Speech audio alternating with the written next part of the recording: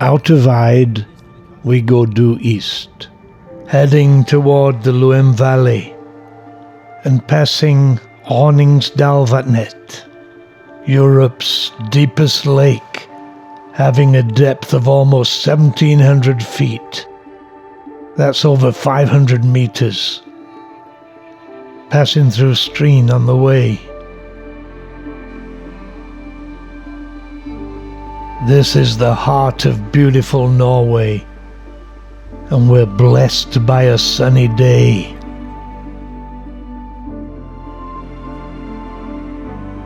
We'll have a scenic drive alongside the lake before we go up to the Setra.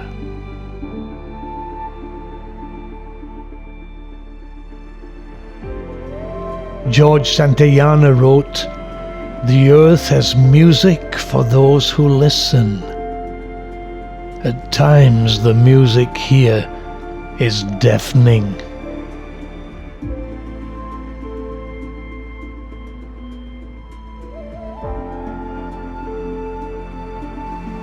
We soon arrive at the entrance to the valley and begin our ascent, dodging the sheep.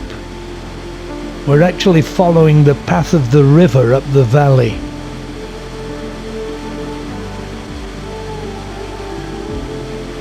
Finally reaching the end of the road.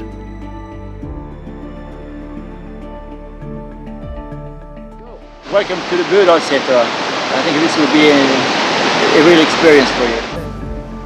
We now have to walk. We're about to have a wonderful experience amid nature. Surrounded by snow-clad mountains, I sent up the drone to see the way we need to walk alongside the river to the Setra, the mountain pasture where cows and sheep are kept, following the path of the river and crossing the streams.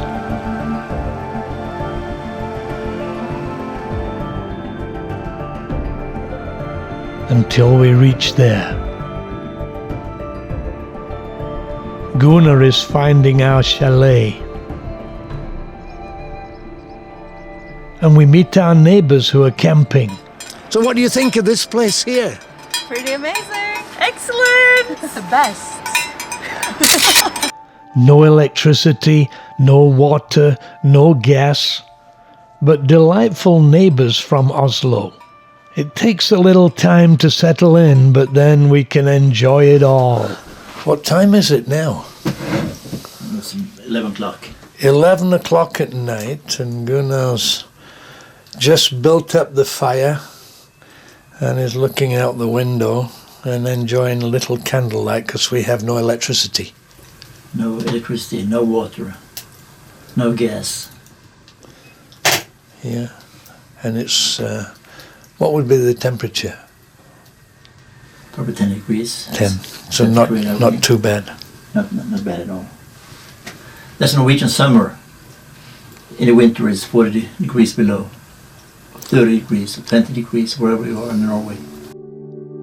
It's getting warm inside, however, as Gunnar has lit the wood stove, so the kettle is now heating pristine Norwegian water. And though we've lost the sun down here, it's still up there, so we have a great view as we eat. Outside there's actually a toilet and even a source of running water. The chalets have to be very well insulated.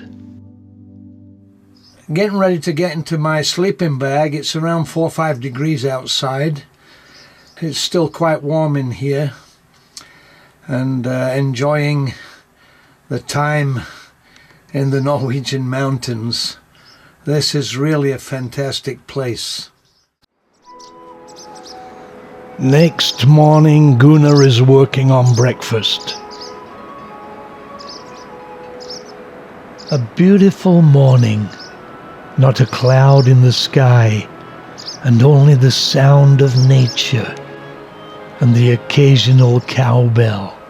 It's amazing how good breakfast tastes up here.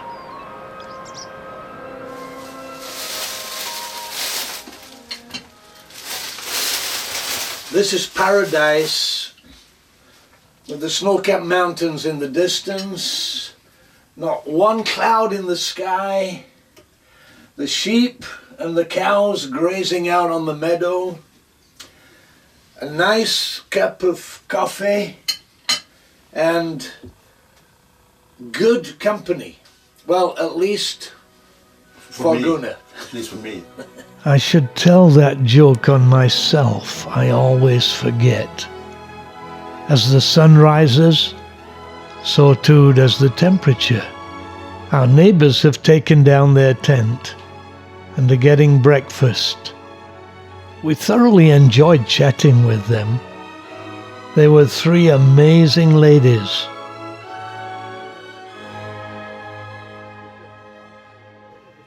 It's wonderful to wake up in the middle of nature. The sound of waterfalls cascading down the mountain.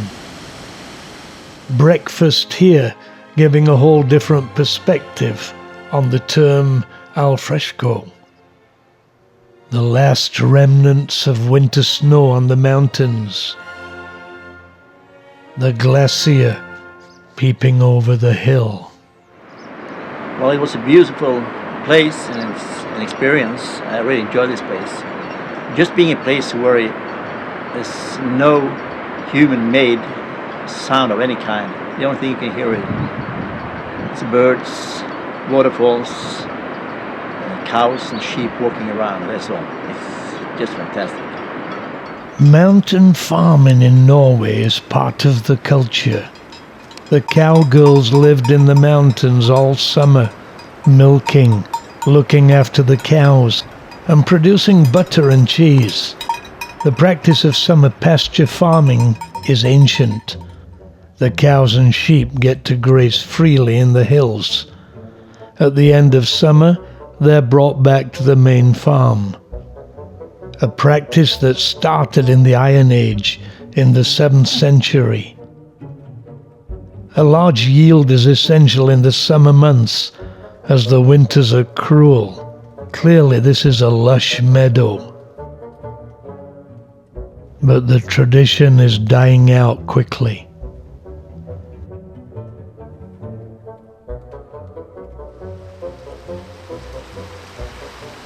Time to head back to the car.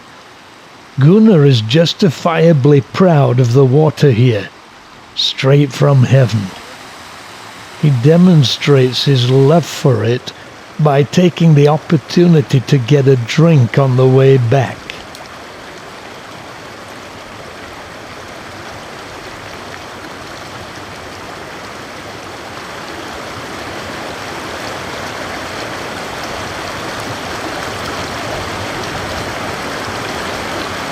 Wonderful. The water he drank was snow yesterday. It just flowed down this mountain.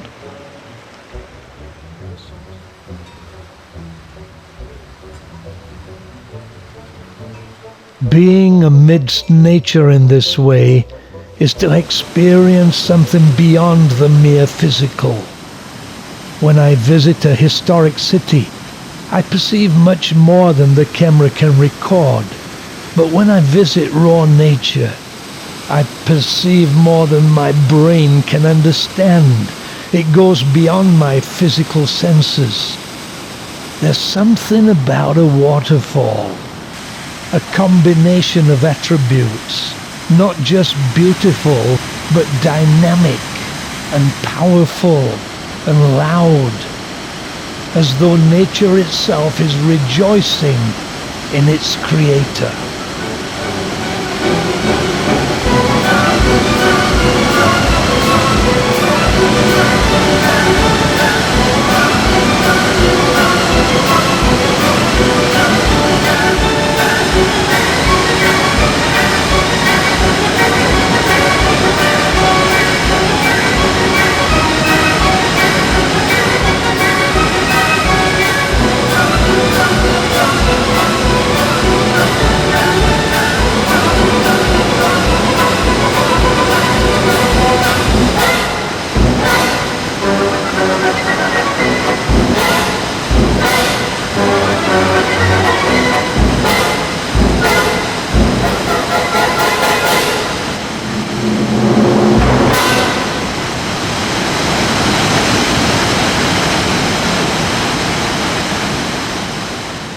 This is one aspect of travel that everyone should experience.